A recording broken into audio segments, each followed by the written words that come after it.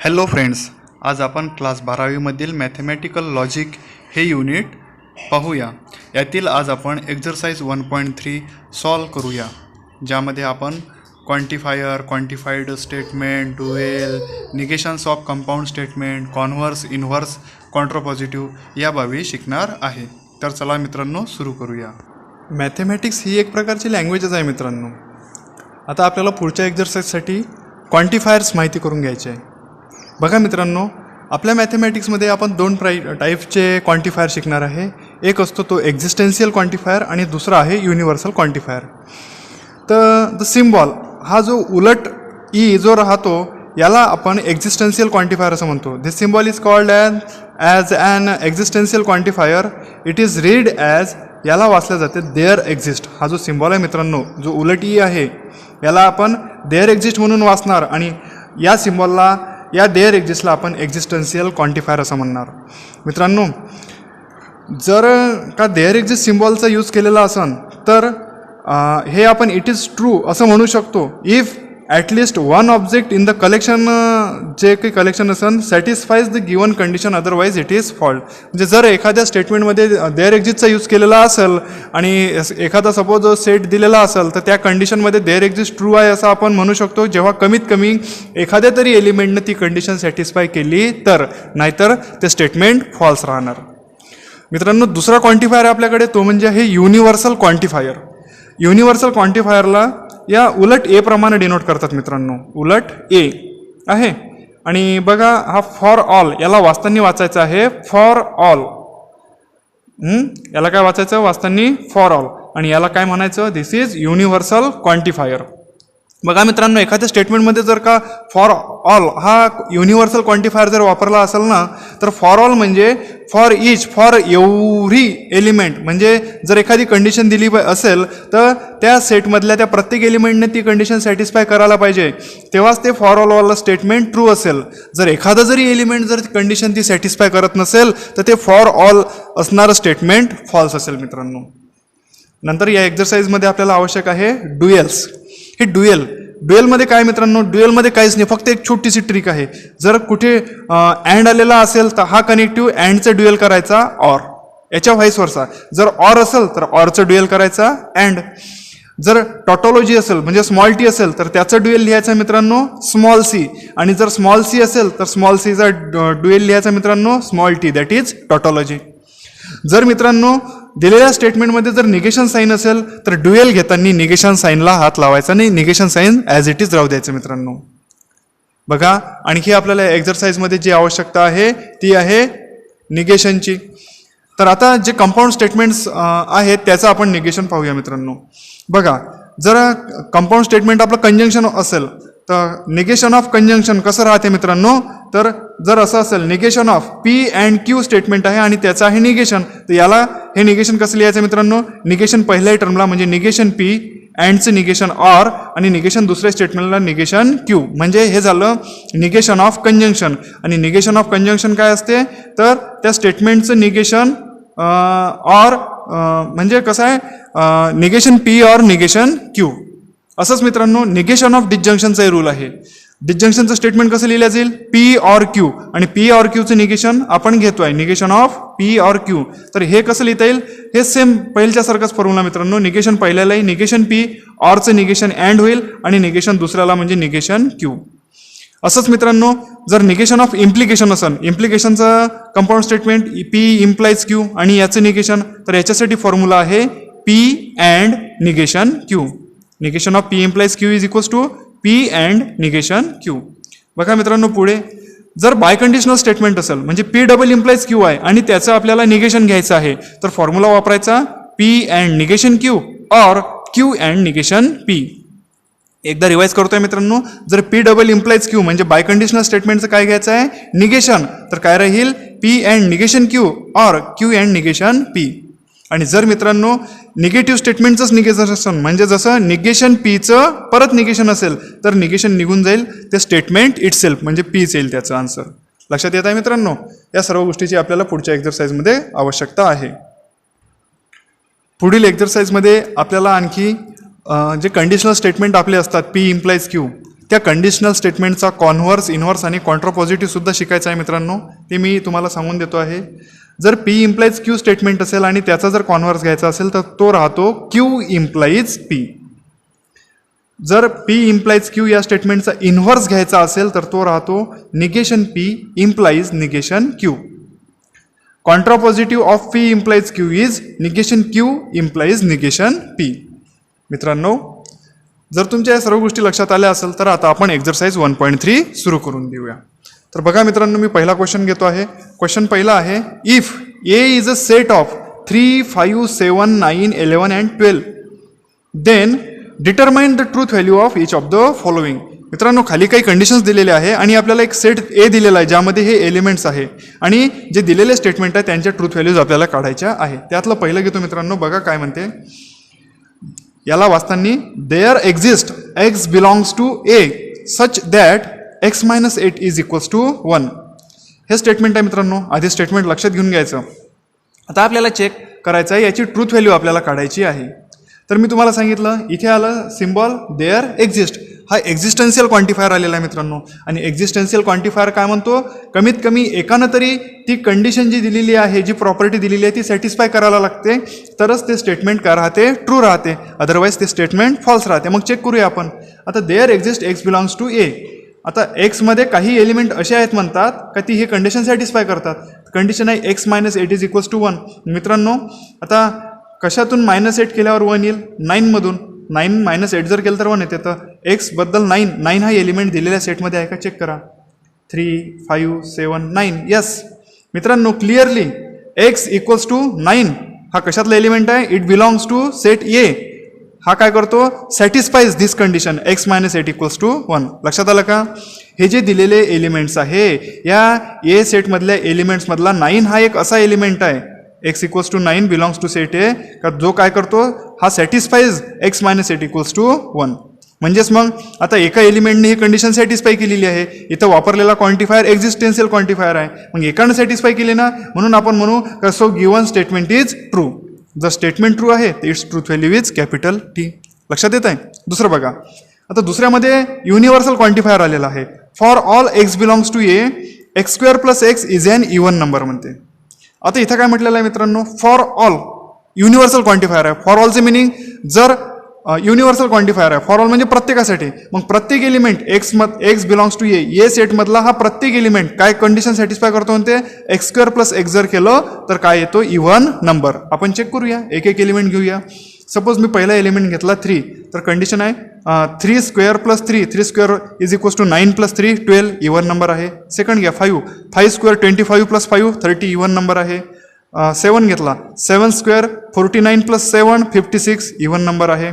11 घेतला 11 square 121 plus 11 132 even number आहे. आणि 12 घेतला तर 12 स्क्वेअर 144 प्लस 12 156 इव्हन नंबर आहे. म्हणजे मित्रांनो, जवळजवळ प्रत्येक एलिमेंट ही कंडिशन सॅटिस्फाय करतो. म्हणून मी काय म्हणू शकतो, for each element x belongs to A, म्हणजे ए सेटमधला हा प्रत्येक एक्स एलिमेंट काय करतो, एक्स स्क्वेअर प्लस एक्स ही कंडिशन काय करतो, सॅटिस्फाय करतो. X square plus is an even number. म्हणजे एक्स हा जो ए सेटमधला प्रत्येक एक्स एलिमेंट आहे तो एक्स स्क्वेअर प्लस एक्स ही कंडिशन काय करतो, इव्हन नंबर असल्याची कंडिशन सॅटिस्फाय करतो आहे. म्हणजे so given statement is true, therefore its truth value is capital T. Next पहा. आता इथे काय म्हणतात, there exist x belongs to A such that X square is less than 0. आता बघा मित्रांनो, इथे म्हटलेलं आहे there exist x belongs to A, म्हणजे ए सेटमध्ये काही एलिमेंट असे आहे म्हणते की जर आपण त्या एलिमेंटचा स्क्वेअर घेतला तर व्हॅल्यू लेस दॅन 0 येते. मित्रांनो, यात कोणत्या जरी एलिमेंटचा तुम्ही स्क्वेअर घेतला तर व्हॅल्यू लेस दॅन 0 येणे शक्यच नाही. आणि तसेच स्क्वेअरची व्हॅल्यू कोणताही स्क्वेअर हा लेस दॅन 0 येणे शक्य नाही. म्हणजेच मग आपण काय म्हणू शकतो, there is no element in x belongs to A which satisfies this condition x square is less than 0. म्हणजे so given statement is false, therefore its truth value is capital F. लक्षात येते ना मित्रांनो तुमच्या. आता बघा last. For all x belongs to A x is an even number. म्हणजे पहा मित्रांनो, आता इथे आलेला आहे फॉर ऑल, म्हणजे प्रत्येक एलिमेंटने ही कंडिशन सॅटिस्फाय करायला पाहिजे म्हणते. आणि कंडिशन काय आहे का जो एक्स आहे तो काय आहे म्हणते, इव्हन नंबर. चेक करा मित्रांनो, ए सेटमधले एक्स एलिमेंट घ्या. ए सेटमधला मी पहिला एलिमेंट घेतला तर 3 आहे, इव्हन नंबर नाही. 5 7 9 11 बापरे. म्हणजे एक्स जर एलिमेंटमध्ये मी 3 घेतला, 5 घेतला, 7, 9 आणि 11 हे जर एलिमेंट घेतले ए सेटमधले, तर हे एलिमेंट एकही एलिमेंट यातला इव्हन नंबर नाही आहे, म्हणजे do not satisfies the property that x is an even number. फक्त एकच एलिमेंट ती प्रॉपर्टी सॅटिस्फाय करतो, एक्स इक्वल्स टू 12. पण इथं आलेला क्वांटिफायर फॉर ऑल आहे, म्हणजे प्रत्येक एलिमेंटने ती कंडिशन सॅटिस्फाय करायला पाहिजे होती. एकतरी एक म्हणजे बाकीचे एलिमेंट करतात पण एक एलिमेंट सॅटिस्फाय करत नाही तर मग so that given statement is false, ही प्रॉपर्टी सॅटिस्फाय करत नाही आहे ना, तर मग हे स्टेटमेंट काय आहे, फॉल्स आहे. म्हणजे मग truth value of given statement is F. आता सेकंड क्वेश्चन घेऊया मित्रांनो. सेकंड क्वेश्चनमध्ये म्हटलेलं आहे write the duals of each of the following. आता आपल्याला ड्युएल लिहायचं आहे. बघा मित्रांनो, पहिलं घेऊया त्यातलं. पहिलं आहे P or Q and R, याचं ड्युएल. मी तुम्हाला सांगितलं ड्युएल घेताना काय करायचं आहे, फक्त जर ऑर असेल तर ऑर रिप्लेस करायचा, अँडनी, अँड असेल तर अँड रिप्लेस करायचा ऑरनी, आणि निगेशनचा ड्युएल घ्यायचा नाही. म्हणजे मग बघा या दिलेल्या स्टेटमेंटचा ड्युएल काय होईल, पी ऑर रिप्लेस केला अँडनी, statement Q as it is, and replace केला ऑरनी, आणि हा आर जसा तसा, ड्युएल झाला P and Q or R. त्यातलं पाचवं बघा मित्रांनो, बाकीचे तुम्ही सॉल्व्ह करून घ्याल. Negation P or Q and negation R and S. आता याचं ड्युएल घ्यायचं आहे. मी सांगितलं निगेशनचं ड्युएल घ्यायचं नाही, मग negation P as it is, or होतं त्याचं ड्युएल झालं and, Q as it is, and होतं त्याचं ड्युएल झालं or, negation R as it is, अँडचं ड्युएल झालं or, S as it is. लक्षात आलंय. हे बघा आणखी एक, negation P and, negation Q and, P or Q and negation R. आता ड्युएल घेऊया.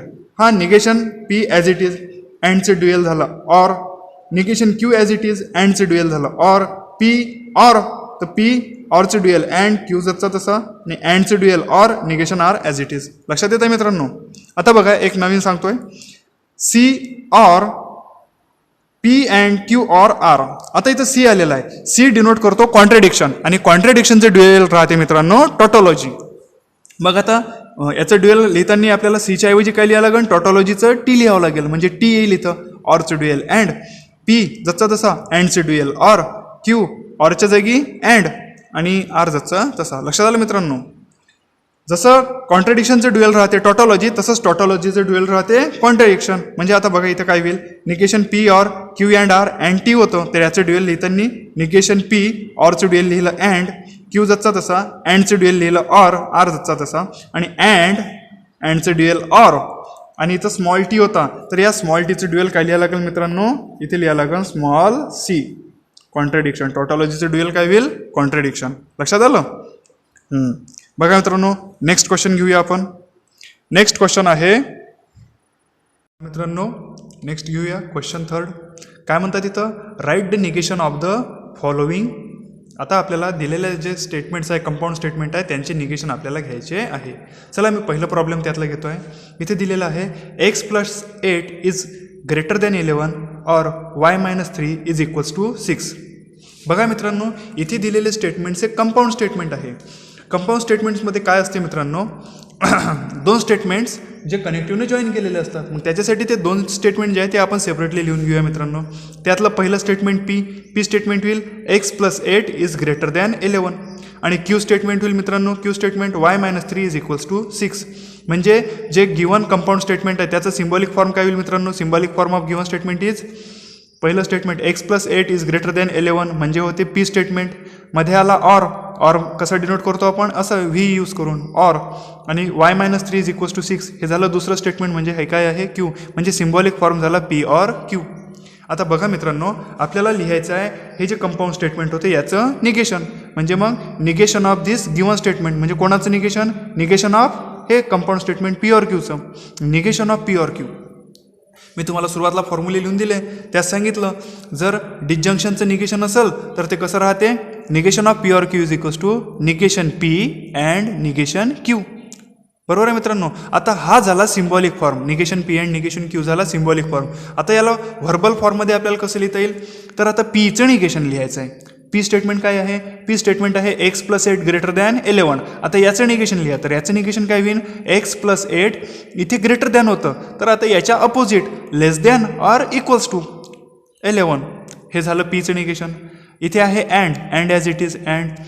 आता क्यूचं निगेशन लिहायचं आहे, क्यूचं negation Y minus 3 is equals to 6, तर याचं निगेशन येईल Y minus 3 is not equals to 6.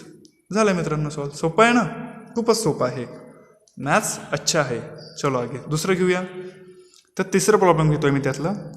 Quadrilateral is a square if and only if it is an rhombus. चला सॉल्व करूया. यामध्ये आलेले दोन स्टेटमेंट्स कोणते कोणते ते मी लिहून घेतो. इथला कनेक्टिव्ह आहे इफ अँड ओनली इफ, म्हणजे याच्या आधीचं स्टेटमेंट पी स्टेटमेंट असेल. पी स्टेटमेंट होईल अ क्वाड्रिलॅटरल इज अ स्क्वेअर. आणि क्यू स्टेटमेंट कनेक्टिव्ह नंतर येणारं क्यू स्टेटमेंट होईल इट इज अ रोम्बस. आता सिम्बॉलिक फॉर्म काय होईल मित्रांनो, बघा मी वाचतोय. क्वाड्रिलॅटरल इज अ स्क्वेअर हे म्हणजे झालं आहे पी स्टेटमेंट. नंतर आलेला आहे connective if and only if and only if connective म्हणजेच बाय कंडिशनल डबल इम्प्लाइज. आणि त्यानंतर आलेला आहे इट इज अ रोम्बस म्हणजेच हे आपलं क्यू स्टेटमेंट आहे. म्हणजे सिम्बॉलिक फॉर्म झाला पी डबल इम्प्लाइज क्यू. आता या कंपाऊंड स्टेटमेंटचं आपल्याला घ्यायचं आहे निगेशन. तर मित्रांनो आपल्याला चांगलं माहिती आहे, ते सुरुवातीला मी फॉर्म्युले लिहून दिलेले आहे का बा याचं negation it's negation is negation of P double implies Q. का राहते मित्रांनो, P and negation Q or Q and negation P. परत वाचतोय, negation of P double implies Q is P and negation Q or Q and negation P. मित्रांनो हा झाला symbolic form. याला verbal फॉर्ममध्ये आपल्याला लिहिता येईल. आता बघा पी अँड निगेशन क्यू. आता पी स्टेटमेंट पी काय आहे, क्वाड्रिलॅटरल इज अ स्क्वेअर. आता अँड आपण अँड लिहिलं तरी चालते किंवा बट लिहिलं तरी चालते. अँड बट एकच मिनिंग आहे, मग मी बट घेतलं. बट तर क्यूचं निगेशन क्यू होतं इट इज अ रोम्बस. तर याचं निगेशन लिहिता येईल it is not a rhombus. नंतर कनेक्टिव्ह आलेला आहे मित्रांनो ऑर, हा लिहिला मी ऑर. आता सेकंड ब्रॅकेट. आता क्यू अँड. आता क्यू स्टेटमेंट काय आहे, it is a rhombus. It म्हणजेच कोण, क्वाड्रिलॅटरल. मग क्वाड्रिलॅटरल इज अ रोम्बस. आता परत अँड आलं, एकतर अँड लिहा किंवा बट लिहा. मी बट लिहिला आहे बट. आता पीचं निगेशन म्हणजे क्वाड्रिलॅटरल इज अ स्क्वेअर होतं. तर याचं negation it is not a square. लक्षात येत आहे मित्रांनो. बघा नेक्स्ट घेऊया. आता इथं काय म्हणतात, it is cold and raining. इथे दोन स्टेटमेंट्स आलेले आहे, ते मी आधी सेपरेट लिहून घेतो. पी स्टेटमेंट होईल इट इज कोल्ड आणि क्यू स्टेटमेंट होईल इट इज रेनिंग. आता याचा सिम्बॉलिक फॉर्म म्हटलं तर मित्रांनो इथे कनेक्टिव्ह आहे अँड, म्हणजे सिम्बॉलिक फॉर्म झाला पी अँड क्यू. आता आपल्याला लिहायचं आहे या कंपाऊंड स्टेटमेंटचं निगेशन. मग therefore negation of this P and Q it is equals to, का राहते मित्रांनो, कंजंक्शनचं negation P or negation Q. म्हणजे आता याला जर व्हर्बल फॉर्ममध्ये लिहितो म्हटलं तर पीचं निगेशन इट इज कोल्ड, याचं negation it is not cold or as it is. आणि क्यूचं negation it is not raining. It is not cold or it is not raining. लक्षात आलं मित्रांनो. नेक्स्ट बघा, if it is raining then we will go and play football. यामध्ये मित्रांनो if then हा main connective आलेला आहे आणि परत या देन नंतर दोन स्टेटमेंट्स आलेले आहे, we will go and play football. तर इथं पण अँड एक कनेक्टिव्ह आलेला आहे. म्हणजे इथे 3 स्टेटमेंट आहे आणि ते 3 स्टेटमेंट्स कोणते आहे. पहिलं P statement it is raining, Q statement we will go आणि R statement we play football. म्हणजे सिम्बॉलिक फॉर्म काय होईल मित्रांनो दिलेल्या स्टेटमेंटचा, तो असा होईल if it is raining. If नंतरचं स्टेटमेंट म्हणजे पी आहे. पी इफ देन कनेक्टिव्ह असल्यामुळं इम्प्लिकेशन वापरलं इम्प्लाईज. नंतर आहे वी विल गो म्हणजे Q statement and we play football म्हणजे आर. म्हणजे हे झालं P implies Q and R. If then हा देन नंतरचा कंप्लीट पार्ट आहे मित्रांनो, म्हणून याला ब्रॅकेट घ्यायचा. तर आता बघा हे जे कंपाऊंड स्टेटमेंट आपल्याकडे आलं आहे P implies Q and R, आपल्याला याचं निगेशन लिहायचं आहे. मग इथे घेतलं मी negation of this P implies Q and R it is equivalent to. आता बघा मित्रांनो निगेशन ऑफ मेन कनेक्टिव्ह आहे ते इम्प्लाईज, म्हणजे निगेशन ऑफ इम्प्लिकेशनचा रूल आपल्याला लावायचा आहे. आणि त्या रूलनुसार आपण लिहू शकतो P and negation of second term, म्हणजे निगेशन ऑफ कोणतं आहे क्यू अँड आर. ते सॉल्व्ह करून घेऊया. P and as it is negation of Q R and, म्हणजे हे झालं निगेशन ऑफ डिसजंक्शन. त्या रूलप्रमाणे याला लिहिता येईल negation Q or negation R. लक्षात आलं मित्रांनो. म्हणजे आता हे जे स्टेटमेंट आहे आता हे आपण व्हर्बल फॉर्ममध्ये लिहू शकतो, जे मी इथे लिहिलेलं नाही आहे पण तुम्ही ते लिहून घ्याल. आणि त्यानुसार हे काय लिहिता येईल मित्रांनो, पी स्टेटमेंट म्हणजे काय होईल इट इज रेनिंग अँड या प्रकारे लिहिता येईल मित्रांनो ते it is raining and we will not go or not play football. Next बघा मित्रांनो, आता इथं क्वांटिफाईड स्टेटमेंट आलेलं आहे. क्वांटिफायर यूज करून जे स्टेटमेंट लिहिले असतात त्याला क्वांटिफाईड स्टेटमेंट असं म्हणतात. तर बघा काय म्हणतो, for all N belongs to N, N square plus N plus 2 is divisible by 4. आणि आता आपल्याला या स्टेटमेंटचं निगेशन लिहायचं आहे. तर मित्रांनो, फॉर ऑलचं निगेशन राहते देअर एक्झिस्ट आणि देअर एक्झिस्टचं निगेशन राहते फॉर ऑल. पण जेव्हा आपण एकमेकांचे हे निगेशन लिहितो तेव्हा जे रिझल्टिव्ह स्टेटमेंट असते त्यामध्ये जर ते नॉट नसेल तर नॉट टाकायचं आणि नॉट असेल तर ते काढून घ्यायचं, म्हणजे ते स्टेटमेंट निगेटिव्ह बनवायचं. बघा इथे तुमच्या लक्षातच येईल. आता इथलं स्टेटमेंट आहे for all N belongs to N, N square plus N plus 2 is divisible by 4. मित्रांनो, आता याचं निगेशन कसं लिहिता येईल? For all. तर फॉर ऑलचं negation there exist N belongs to N. आता जेव्हा आपण देअर एक्झिस्ट वापरतो ना, तर इथे कॉमा देऊन वर्ड वापरायचा सच दॅट. आता लिहायची condition n square plus n. आता इथे होतं इट इज डिव्हिजिबल बाय 4, तर आता इथे लिहिताना लिहायचं it is not divisible by 4. म्हणजे there exist N belongs to N such that n square plus N plus 2 is not divisible by 4. लक्षात येत आहे?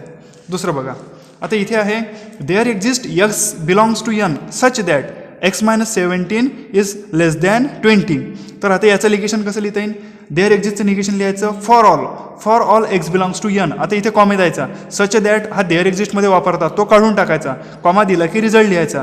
ती प्रॉपर्टी आहे एक्स मायनस 17. आता इथे होतं लेस दॅन 20. आता याचं निगेशन लिहायचं, लेस दॅनचं negation greater than or equals to 20. लक्षात आलं मित्रांनो? बघा मित्रांनो, या एक्झरसाइजचा लास्ट पॉईंट आहे. यामध्ये लिहायचं आपल्याला write converse, inverse and contrapositive of the following statement. यातले मी 2 प्रॉब्लेम घेणार, बाकीचे तुमच्यासाठी होमवर्कला ठेवणार. तर त्यातला पहिला प्रॉब्लेम आहे if x is less than y then x square is less than y square. For इथे कंडिशन दिलेली आहे x y belongs to R, म्हणजे रिअल नंबर्स घ्या म्हणून. बघा मित्रांनो, इथं 2 स्टेटमेंट आलेले आहे. इथला कनेक्टिव्ह आहे इफ देन. मग पी स्टेटमेंट होईल आपलं x is less than Y आणि क्यू स्टेटमेंट होईल X square is less than y square. तर बघा मित्रांनो, पुढे याचा सिम्बॉलिक फॉर्म कसा लिहिताना आपल्याला its symbolic form is if then connective असल्यामुळे पी इम्प्लाईज क्यू. बरोबर. आता लिहायचं आहे आपल्याला कॉन्व्हर्स, इनव्हर्स आणि कॉन्ट्रापॉझिटिव्ह. मी एक एक घेतो. पहिले घेतो आहे कॉन्व्हर्स. तर पी इम्प्लाईज क्यू चा कॉन्व्हर्स क्यू इम्प्लाईज पी राहतो. मग आता क्यू इम्प्लाईज पी हा झाला सिम्बॉलिक फॉर्म. तर याला व्हर्बल फॉर्ममध्ये आपण लिहू शकू इफ. तर इथं क्यू इम्प्लाईज पी आहे, म्हणजे क्यू स्टेटमेंट आधी लिहायचं आहे. म्हणजे if x square is less than y square then आता लिहायचं आहे P statement x less than y. इथे इम्प्लाईज कनेक्टिव्ह असल्यामुळे कनेक्टिंग वर्ड वापरले मी इफ देन, आणि इफ नंतर लिहिला फर्स्ट पार्ट. तर फर्स्ट पार्ट क्यू होता, तर मग इफ नंतर फर्स्ट पार्ट लिहिला क्यू म्हणजे x square is less than y square, आणि देन नंतर लिहिला सेकंड पार्ट जो होता पी म्हणजे एक्स लेस दॅन वाय. असंच आता मित्रांनो इनव्हर्स पी इम्प्लाईज क्यूचा इनव्हर्स राहतो मित्रांनो negation P implies negation Q. Negation P implies negation Q. आता याचा व्हर्बल फॉर्म बघा कसा. तर आता मेन कनेक्टिव्ह आहे इथला इम्प्लाईज म्हणजे आपल्याला कनेक्टिंग वर्ड वापरायचे आहे इफ देन. तर इफ नंतर पहिला पार्ट, मग इफ पहिला पार्ट कोणता आहे पीचं निगेशन म्हणजे इफ. आता एक्स लेस दॅन वाय हा पी आहे, याचं निगेशन काय होईल मित्रांनो एक्स लेस दॅनच्या ऐवजी ग्रेटर दॅन, आणि तिथे ग्रेटर दॅन इक्वल्स टू नव्हतं तर इथे इक्वल्स टू घ्यायचं म्हणजे X greater than or equals to Y. नंतर देन नंतर लिहायचं आहे क्यूचं निगेशन. क्यू स्टेटमेंट आहे X square is less than Y, म्हणजे याचं निगेशन होईल X square is greater than or equals to Y square. लक्षात येत आहे? आता मित्रांनो तिसरं contrapositive. Contrapositive of P implies Q is negation Q implies negation P. म्हणजे पी इम्प्लाईज क्यूचा कॉन्ट्रापॉझिटिव्ह का राहतो मित्रांनो negation Q implies negation P. तर बघा याला व्हर्बल फॉर्ममध्ये लिहूया. परत मेन कनेक्टिव्ह इथला इम्प्लाईजच आहे. इम्प्लाईज म्हटल्यावर कनेक्टिंग वर्ड वापरायचं आहे आपल्याला इफ देन. इफ नंतर फर्स्ट पार्ट, इफ नंतर फर्स्ट पार्ट काय आहे क्यूचं निगेशन म्हणजे x square is less than y square हा क्यू होता, याचं निगेशन काय लिहिता येईल if x square greater than or equals to Y square. Then नंतर पीचं negation x less than y होतं तर निगेशन लिहिता येईल x greater than or equals to y. लक्षात आलं मित्रांनो? आता बघा आणखी एक मी त्यातलं तिसरं प्रॉब्लेम घेतो आहे. त्यामध्ये आहे if surface area decreases then the pressure increases. If surface area decreases then the pressure increases. If the surface area decreases then the pressure increases. यामध्ये 2 स्टेटमेंट आलेले आहे मित्रांनो, आणि हे 2 स्टेटमेंट इफ देन हा कनेक्टिव्ह वापरून जॉईन केलेले आहेत. पहा मित्रांनो काय होईल. आता इफ नंतर बघा तर मग मित्रांनो याचा जो सिम्बॉलिक फॉर्म आहे इफ देन कनेक्टिव्ह असल्यामुळे होईल पी इम्प्लाईज क्यू. आता बघा आपण तिन्ही स्टेटमेंट काढूया. आता कॉन्व्हर्स पी इम्प्लाईज क्यूचा कॉन्व्हर्स का राहतो क्यू इम्प्लाईज पी. आता इथे परत इम्प्लाइजच येतो म्हणून कनेक्टिंग वर्ड वापरायचे आपल्याला इफ देन. मग इफ नंतर फर्स्ट पार्ट, मग इफ फर्स्ट पार्ट आहे इथे क्यू, मग इफ नंतर फर्स्ट पार्ट क्यू म्हणजे काय होईल, इफ द प्रेशर इन्क्रीजेस नंतर देन द, आता P the surface area decreases. लक्षात आलं. दुसरं बघा आता पी इम्प्लाइज क्यूचा इनवर्स का राहतो मित्रांनो, negation P implies negation Q. म्हणजे आता याला व्हर्बल फॉर्ममध्ये पहा कसं लिहितो मी. इम्प्लाइज असल्यामुळं इफ देन कनेक्टिंग वर्ड वापरायचे आहे. इफ लिहिला, इफ नंतर फर्स्ट पार्ट पीचं निगेशन, पीचं निगेशन होईल द सरफेस एरिया डिक्रीजेस. मग याला निगेशनमध्ये लिहिलं तर the surface area does not decreases, the surface area does not decreases. नंतर देन, देन नंतर क्यूचं निगेशन, क्यू आहे द प्रेशर इन्क्रीजेस, तर याचं negation the pressure does not increases, pressure does not increases. लक्षात आलं. तसंच मित्रांनो last contrapositive, P implies क्यूचा कॉन्ट्रा पॉझिटिव्ह असतो, negation Q implies negation P. म्हणजे मग आता याला व्हर्बल फॉर्ममध्ये पहा कसा लिहितो, connecting word if then, if तर क्यूचं negation, if the pressure does not increases, if the pressure does not increases, then तर पीचं negation the surface area does not decreases. अशा प्रकारे मित्रांनो एक्झरसाइज 1.3 आटोपलेली आहे. तुम्ही अभ्यास करा. काही अडचणी आल्यास मला कमेंट्स करा, मी तुमचे ते प्रश्न सॉल्व्ह करून देईल. धन्यवाद.